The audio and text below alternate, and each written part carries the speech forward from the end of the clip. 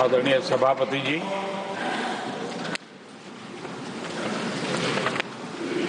आदरणीय राष्ट्रपति जी ने भारत की उपलब्धियों के बारे में, दुनिया की भारत से अपेक्षाओं के बारे में और भारत के सामान्य मानवी का आत्मविश्वास, विकसित भारत बनाने का संकल्प, इन सारे विषयों को लेकर के विस्तार से चर्चा की है। देश को आगे की दिशा भी दिखाई है। आदरणीय राष्ट्रपति जी का अभिभाषण प्रेरक भी था, प्रभावी भी था और हम सब के लिए भविष्य के काम का मार्गदर्शन भी था।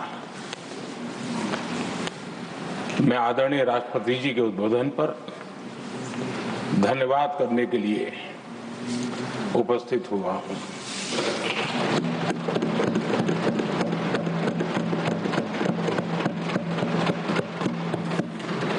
आदरणीय सभापति जी, करीब 70 से भी ज्यादा माननीय सांसदों ने अपने बहुमूल्य विचारों से इस आभार प्रस्ताव को समृद्ध करने का प्रयास किया है। यहां पक्ष प्रतिपक्ष दोनों तरफ से चर्चा हुई। हर किसी ने अपने अपने तरीके से राष्ट्रपति जी के अभिभाषण को जिसने जैसे समझा वैसे यहां समझाया और उन्होंने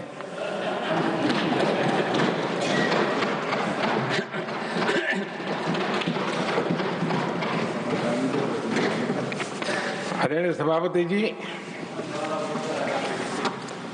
यहां पर सबका साथ, सबका विकास, इस पर बहुत कुछ कहा गया। मैं समझ नहीं पाता हूं कि इसमें कठिनाई क्या है। सबका साथ, सबका विकास, ये तो हम सबका दायित्व है और इसीलिए तो देश ने हम सबको यहां बैठने का अवसर दिया है और उसमें, लेकिन जहां तक कांग्रेस का सवाल है, उनसे सबका साथ, सबका विकास, इसके लिए कोई अपेक्षा करना, मैं समझता हूं कि बहुत बड़ी गलती हो जाएगी।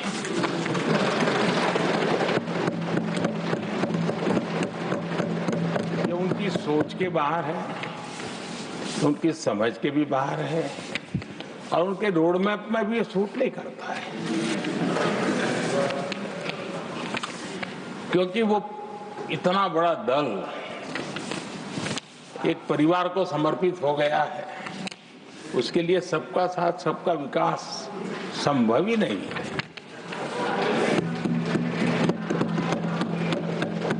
आदरणीय सभापति जी,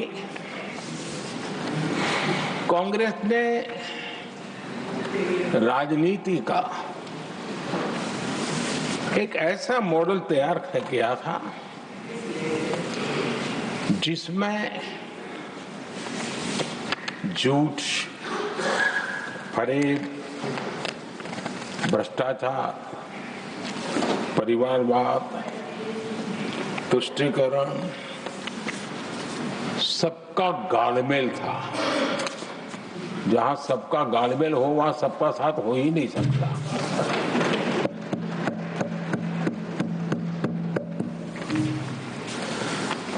आदरणीय सभापति जी, कांग्रेस के मॉडल में सर्वोपरि है फैमिली फर्स्ट और इसलिए उनकी नीति रीति, उनकी वाणी, उनका वर्तन, उस एक चीज को संभालने में ही खपता रहा है। 2014 के बाद देश ने हमें सेवा करने का अवसर दिया और मैं उन देश की जनता का आभारी हूं। हमें तीसरी बार लगातार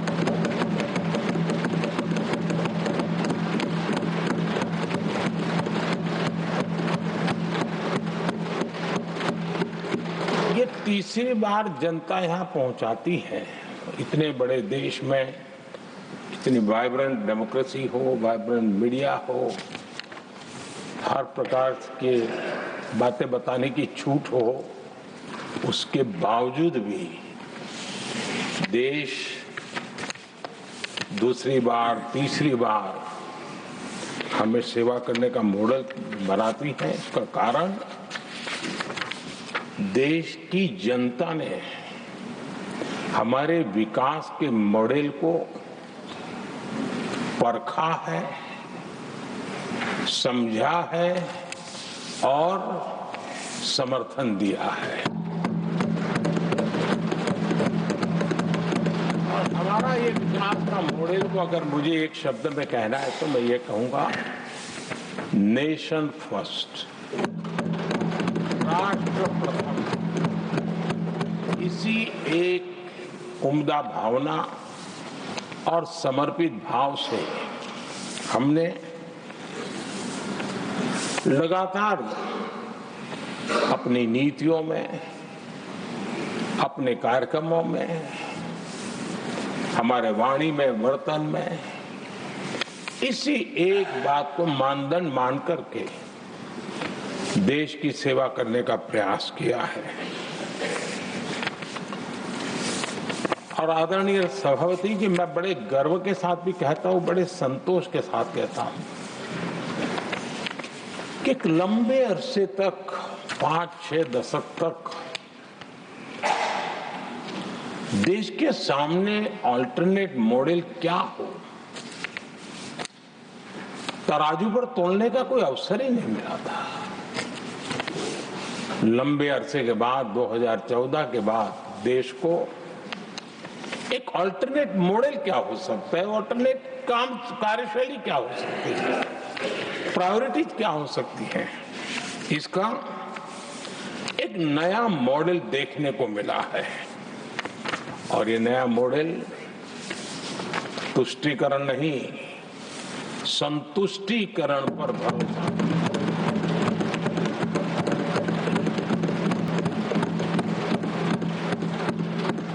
पहले के मॉडल में, खास करके कांग्रेस के कालखंड में, तुष्टीकरण, हर चीज में तुष्टीकरण, यही उनका एक प्रकार से औषधि बन गई थी उनकी राजनीति को करने की। और उन्होंने स्वार्थ नीति, राजनीति, देश नीति, सबका एक घोटाला करके रखा हुआ था। तरीका ये होता था कि छोटे तबके को कुछ दे देना और बाकियों को तरसा कर रखना, और जब चुनाव आए तब कहना, देखो उनका मिला है, शायद आपको भी मिल जाएगा। और इस प्रकार से झुनझुना बांटते रहना, लोगों के आंखों पर पट्टी बांध करके अपनी राजनीतिक सियासत को चलाए रखना, ताकि चुनाव के समय वोट की खेती हो सके। यही कार्य चलता रहा। आदरणीय सभापति जी, हमारी कोशिश रही है कि भारत के पास जो भी संसाधन है, उन संसाधनों का ऑप्टिमम यूटिलाइजेशन किया जाए। भारत के पास जो समय है, उस समय का भी बर्बादी से बचा करके पल पल का उपयोग देश की प्रगति के लिए, जन सामान्य के कल्याण के लिए, उसी पर वो खर्च हो। और इसलिए हमने एक अप्रोच अपनाया, सैचुरेशन का अप्रोच।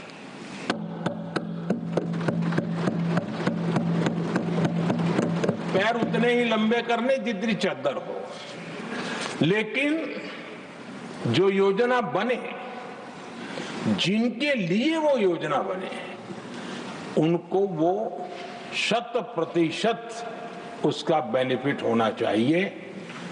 किसी को दिया, किसी को नहीं दिया, किसी को लटका करके रखा और उसको हमेशा प्रताड़ित करते रखना और उसको निराशा की गर्त में धकेल देना, उन सिचुएशन से हमने बाहर आकर के सैचुरेशन अप्रोच की ओर हमारे काम को आगे बढ़ाया है।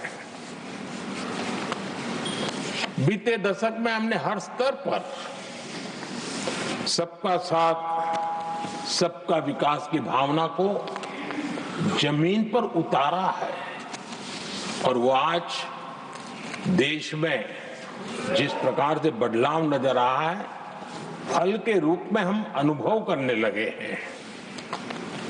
हमारे गवर्नेंस का भी मूल मंत्र यही रहा है, सबका साथ, सबका विकास।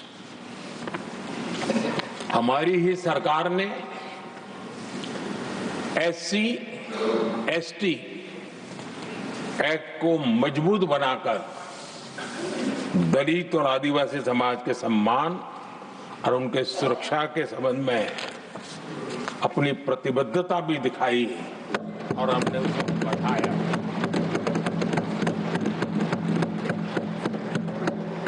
आदरणीय सभापति जी, आज जातिवाद का जहर फैलाने के लिए भरपूर प्रयास हो रहा है, लेकिन 3 दशक तक दोनों सदन के OBC MPs और सभी दलों के OBC MPs सरकारों से मांग करते रहे थे कि OBC आयोग को संवैधानिक दर्जा दिया जाए। ठुकरा दिया गया, इनकार किया गया, क्योंकि शायद उस समय उनकी राजनीति को ये सूट नहीं करता होगा, क्योंकि तुष्टीकरण की राजनीति के और फैमिली फर्स्ट की राजनीति में जब वो बैठेगा तब तक वो चर्चा तक के हित में भी नहीं आता है। आदरणीय सभापति जी, ये मेरा सौभाग्य है कि हम सब ने मिलकर के 3 दशक से मेरे OBC समाज ने जिस बात के लिए मांगे की, आशाएं रखी, जिसको निराश करके रखा गया था, हमने आकर के इस आयोग को संवैधानिक दर्जा दिया।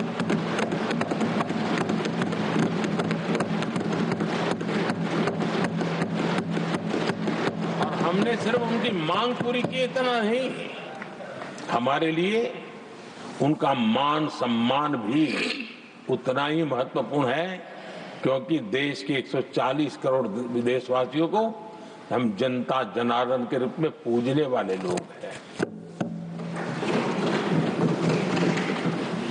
आदरणीय सभापति जी, हमारे देश में जब जब आरक्षण का विषय आया तो उसको एक तंदुरुस्त तरीके से समस्या के समाधान के लिए सत्य को स्वीकार करते हुए करने का प्रयास नहीं हुआ।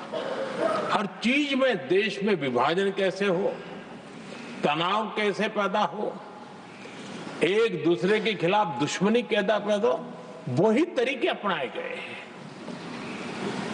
देश आजाद होने के बाद जब ये प्रयास हुए हैं, इसी तरीके से हुए हैं।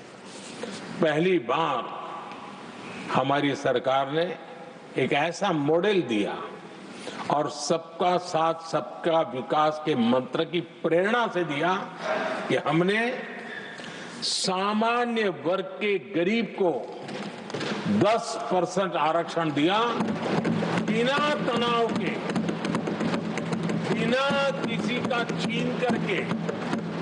और जब ये निर्णय किया तो एससी समुदाय ने भी उसको स्वागत किया, एसटी समुदाय ने भी स्वागत किया, ओबीसी समुदाय ने भी स्वागत किया। किसी को भी पेट में दर्द नहीं हुआ, क्योंकि इतना बड़ा निर्णय, लेकिन करने का तरीका था सबका साथ सबका विकास, और तब जाकर के बहुत ही स्वस्थ शांत तरीके से पूरे राष्ट्र ने इस बात को स्वीकार किया। आदरणीय सभापति जी, हमारे देश में दिव्यांगों की कभी सुनवाई जितनी मात्रा में होनी चाहिए थी नहीं हुई। जब सबका साथ सबका विकास का मंत्र होता है ना, तब मेरे दिव्यांग जन भी उस सबके कैटेगरी में होते हैं, और तब जाकर के हमने दिव्यांगों के लिए आरक्षण का विस्तार किया, दिव्यांगों के लिए सुविधाएं उपलब्ध हो, इसके लिए मिशन मोड में काम किया। दिव्यांगों के कल्याण के लिए अनेक योजनाएं बनाई, लेकिन योजनाओं को लागू भी किया। ये इसके कारण इतना ही नहीं, आदरणीय सभापति जी, ट्रांसजेंडर कम्युनिटी के अधिकारों को लेकर के हमने उसको कानूनी रूप से उसको पुख्त करने के लिए प्रामाणिकता पूर्वक प्रयास किया। सबका साथ सबका विकास के मंत्र को हम कैसे जीते हैं, ये हमने समाज के उस उपेक्षित वर्ग की तरफ भी हमने बड़ी संवेदना के साथ देखा। आदरणीय सभापति जी, भारत की विकास यात्रा में नारी शक्ति के योगदान को कोई नकार नहीं सकता है, लेकिन उनको अगर अवसर मिले और वो नीति निर्धारण का हिस्सा बने तो देश की प्रगति में और गति आ सकती है। और इस बात को ध्यान में रखते हुए हमने ही और इस सदन का पहला निर्णय हुआ, हम देशवासी गर्व कर सकते हैं, सदन इस बात के लिए याद रखा जाएगा, ये नया सदन सिर्फ उसके रूप रंग के लिए नहीं, ये नया सदन का पहला निर्णय था नारी शक्ति बंधन। इस नए सदन को हम किसी और तरीके से भी कर सकते थे, हम हमारी वाहवाही के लिए भी उपयोग कर सकते थे, पहले भी होता था, लेकिन हमने तो मातृशक्ति की वाहवाही के लिए इस सदन का आरंभ किया था, और मातृशक्ति के आशीर्वाद से ये सदन अपना कार्य आरंभ किया है। आदरणीय सभापति जी,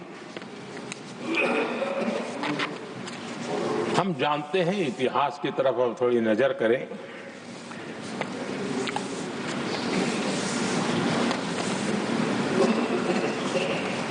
यानी मैं कह रहा हूं इसलिए नहीं, बाबा साहब आंबेडकर के साथ कांग्रेस को कितनी नफरत रही थी, उनके प्रति कितना गुस्सा था, और किसी भी हालत में बाबा साहब की हर बात के प्रति कांग्रेस चिढ़ जाती थी, और इसके सारे दस्तावेज मौजूद है। और इस गुस्से को दो बार बाबा साहब को चुनाव में पराजित करने के लिए क्या कुछ नहीं किया गया।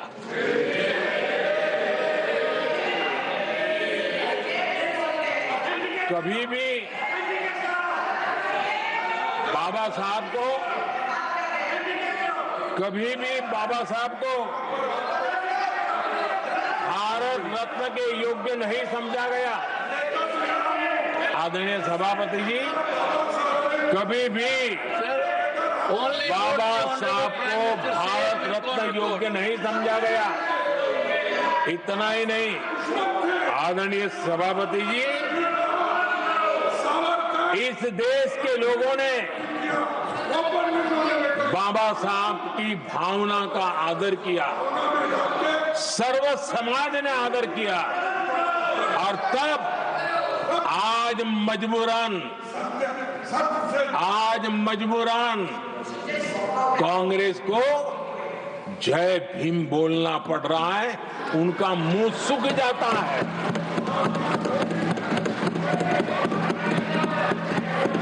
और आदरणीय सभापति जी, ये कांग्रेस भी रंग बदलने में बड़ी माहिर लग रही है। इतनी तेजी से अपना नकाब बदल देते हैं